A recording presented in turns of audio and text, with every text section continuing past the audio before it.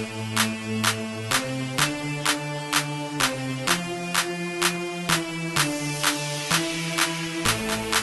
you introduce yourself? I am Joseph Alexander. I am a certified personal trainer and kickboxing instructor. Just to notify you, this interview should not be shared with anyone outside of my group and my professor. Can you tell us a little bit about yourself? Well, let's see. I went to Central studying biology for 3 years, but I did drop out. And now I just train and teach at a variety of different gyms, including here and the YMCA. What inspired you to pursue your profession? It started when I started training my best friend a few years ago, just because she wanted to get in shape and not die in PE. And from then I realized I actually like personal training, and it made me want to pursue it further. And here I am. What steps did you take to get to the current position you are now? Undergraduate, graduate, and certifications that you have. Well, my undergraduate degree really didn't help in it much. I mean, minus the Krebs cycle and everything. But steps that I took, I started out with the So You Think You Can Teach course that's sometimes offered here at the campus recreation. From there, I got certified in group exercise.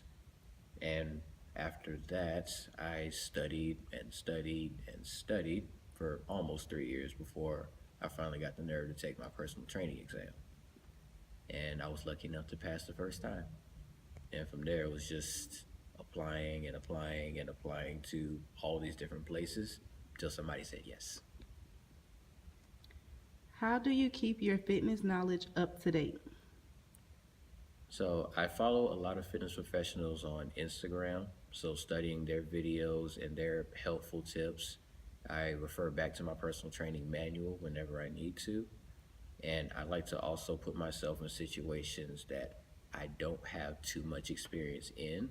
That way, I, I find myself asking the questions that I need to know in order to be better at that profession, or at least in that field of expertise. So really just stepping out of your comfort zone, knowing where to look and how to look, and researching any and every chance you get.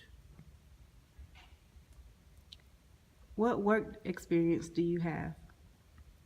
So I worked at Dollar Tree over the summer. I worked here at Campus Recreation just as a work study student for 2 or 3 years, I want to say.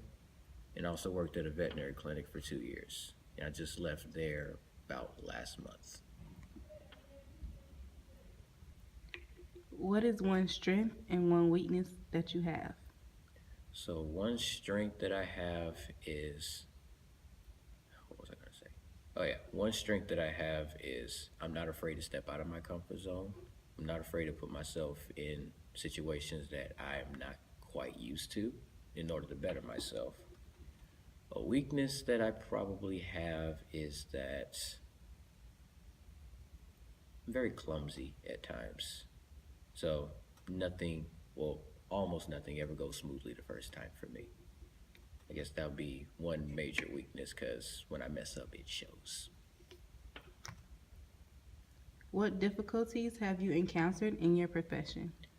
One major difficulty I've encountered is being around people that are in my same profession but don't have the same mindset as me. People come into fitness or personal training thinking, I'm going to get rich, or I want to get rich, I want to make a lot of money. I got into this profession because I want to help people, not because I want to make $1,000,000. So I feel like just being around those types of people has probably been the most difficult thing that I've had to weed out of my life. What are your personal goals in your profession? My number one goal in my profession is to just be the very best that I can be in this profession. I want to be the best group fitness instructor I can possibly be, and I also want to be the best personal trainer that I can be. That way I can be the most helpful and the most valuable to my clients and my participants. What do you enjoy most about your profession? Dealing with people that love to tell me, oh, I'm sore after that workout, or you actually want to kill me, or something like that. Because I know deep down that as much as it probably burns, or as much as your muscles are probably crying right now, you're going to come back because you came to work out and you're getting a workout. What advice would you give someone pursuing your profession? So, two things. One, make sure you have a ton of connections. The more connections you have, the easier it is to transition into whatever you want to get into. Second thing is know what you want to specialize in. The quicker you figure that out, the quicker you just jump into it and be the best that you can be. Otherwise, you're just fumbling around in a bunch of different specialities until you just find one that sticks, kind of like I'm doing. Thank you for your time. Any last comments that you would like to make? Sure, I hope whatever it is that you're trying to get into, it doesn't take you 3 years to get into like it took me.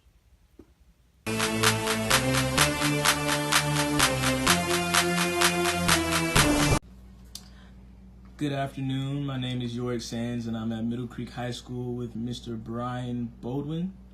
Can you tell us a little bit about yourself? So I grew up in Virginia. I went to Marshall University where I studied athletic training. Sounds good. What inspired you to pursue the profession of being an athletic trainer? My own personal experiences with injury. I got injured a few times in high school, had a couple surgeries, so I spent a lot of time in the athletic training room and got to know the athletic trainer at my high school.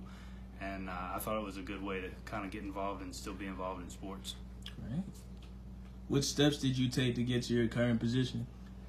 So I started off getting my undergraduate degree in athletic training. I left college and went and got a job. I really enjoyed working in a high school setting. So I went back to school to get a master's degree in education so I could kind of go back to teaching and being an athletic trainer at a high school. Okay. What skills did you pick up naturally growing up that you feel contribute to your success in this profession? I think playing sports and having an understanding of kind of what an athlete goes through was a help, as well as my own personal injury experience and kind of being on that side of it. So when you do have to have those conversations with an athlete, you're coming at it from understanding their perspective too. Right. When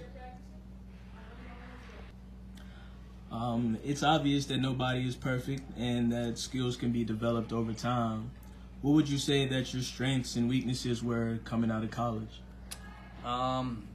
I would say I felt pretty strong in kind of diagnostic abilities, kind of figuring out the orthopedic injuries.